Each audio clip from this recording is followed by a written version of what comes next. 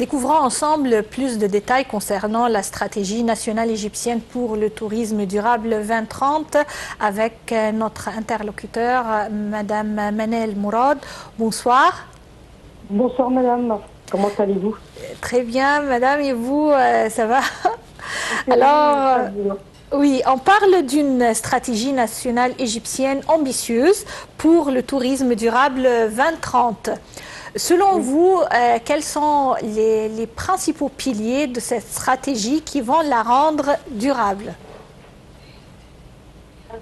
Premièrement, l'intérêt qui est donné aux infrastructures est tellement important et bien noté. Et puis, tous les musées nouveaux qui sont en train d'ouvrir, et vous ne savez pas que c'est un énorme budget. C'est-à-dire que ce sont des budgets hallucinants, les musées. Et puis aussi, tout le modernisme qu'on procure pour les villes touristiques comme Luxor, comme Aswan, et puis les travaux dans les nouveaux cités, les nouvelles cités, excusez-moi, et puis aussi tous les sites archéologiques. Maintenant, on les voit autrement, on essaye de les préparer, mettre une autre logistique de visite, etc.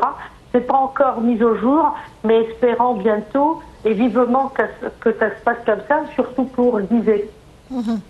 Oui. Alors, Madame Manel Mourad, même avec ces éléments, vous parlez de l'infrastructure, vous parlez de la richesse de l'Égypte antique, et on parle également de l'hospitalité et également le professionnalisme des Égyptiens en ce qui concerne l'hôtellerie. Même avec ces éléments, l'Égypte, jusqu'à nos jours, même si c'est une destination parmi les 3 premières destinations mondiales, quand même, les nuits qui sont achetées, le nombre de touristes qui visitent l'Égypte chaque année n'est pas à la hauteur de la grandeur de l'Égypte. Pourquoi? Oui, parce qu'il y a plein de raisons.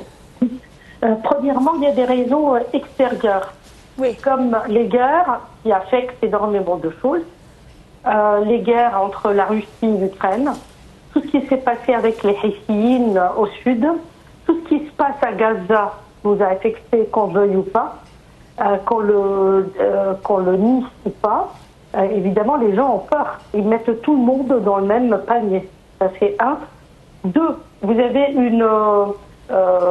économiquement parlant, ça touche le monde entier depuis le Covid, comment dirais-je, une récession énorme qui se passe dans le monde. Donc les gens pensent 3 fois avant de venir. Vous savez que le tourisme est une industrie très fragile.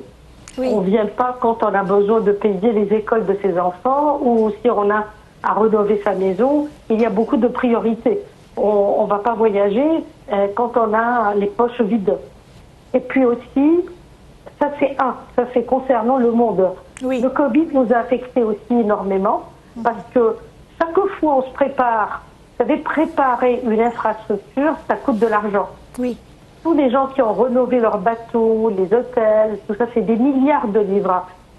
Et après l'an 2018, et tout cet élan, le Covid est passé et interdiction de quitter sa maison. Tout le monde était confiné chez lui. Donc on passait à la télévision, on passait par la mass média et les réseaux sociaux pour parler de Saqqara, les nouvelles découvertes, etc. Donc il y a beaucoup de raisons, si vous voulez, qui touchent le monde entier, qui affectent aussi l'Égypte. Mais tout ce qui concerne l'Égypte, c'est autre chose.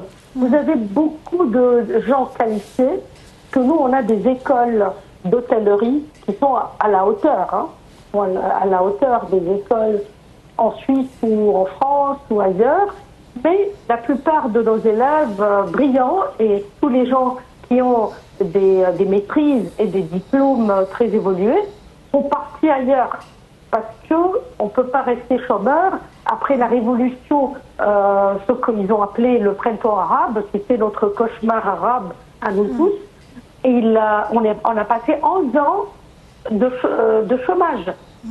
chez soi, à la maison. C'est Donc, dommage, tout mais secteur du on tourisme, trouve plein de touristes aujourd'hui qui visitent l'Égypte. Alors, on ne peut pas se plaindre que je ne dis pas qu'on se plaint. Vous m'avez demandé pourquoi on est passé par là. Oui. Je ne sais pas, mais on n'est pas, c'est-à-dire on mérite plus.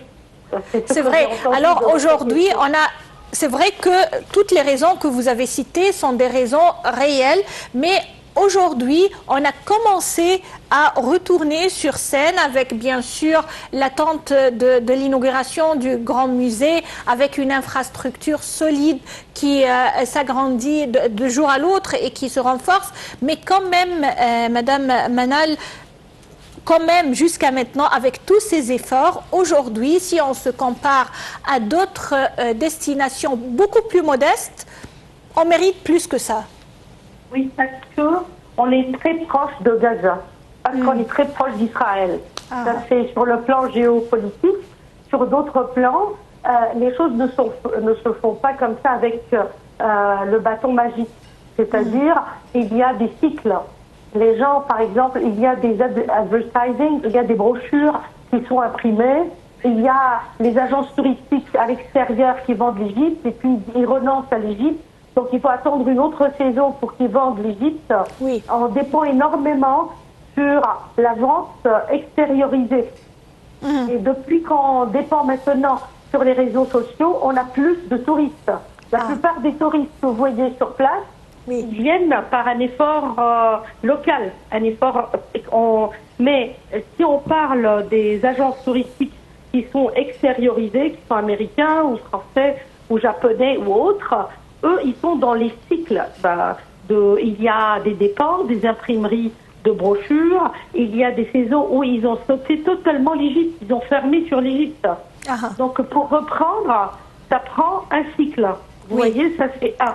Deux, nous, on a aussi quelques problèmes, il faut les avouer. C'est vrai qu'on est très accueillant, le peuple égyptien est très doux, très gentil, tout ça, mais si on tombe sur une personne qui n'est pas à la hauteur de cette gentillesse, de cette culture, de cet accueil, ça laisse une peur chez le touriste. Donc il l'a fait propager. Et maintenant, avec les réseaux sociaux, un mal peut malheureusement effacer tout le bien que toutes les agences touristiques, tous les gens professionnels qui sont dans le département essayent de faire et de sauver. Oui. Voilà. Espérons que l'Égypte connaîtra très prochainement un écho beaucoup plus positif comme d'habitude et qui restera une destination prise et cherchée par tous les touristes. Madame Manal Mourad, je vous remercie infiniment pour ces explications. Et chers téléspectateurs, on arrive ainsi au terme de notre édition de notre programme quotidien direct. Rendez-vous demain à la même heure. Une nouvelle équipe. Merci et au revoir.